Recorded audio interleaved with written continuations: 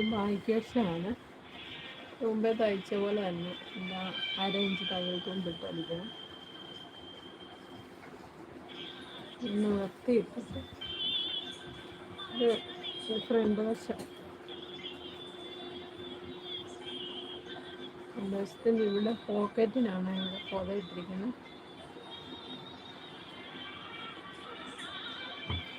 ആ പുതയുടെ മോൾഭാഗം വരെ കെട്ടിട്ട് നിർത്തണം. ഇവിടെ നിങ്ങോട്ട് കെട്ടിട്ട് ഇവിടെ നിർത്തണം. ബാക്കി ഇവിടെ നിങ്ങോട്ട് അടിച്ചത്. ഇവിടുന്ന് ഇവിടെ വരെ കെട്ടിടണം. പിന്നെ ഇവിടം തൊട്ടേ ഉറങ്ങാവുള്ളൂ. ഇവിടുന്ന് പോക്കറ്റിന് വേണ്ടിയാണ്.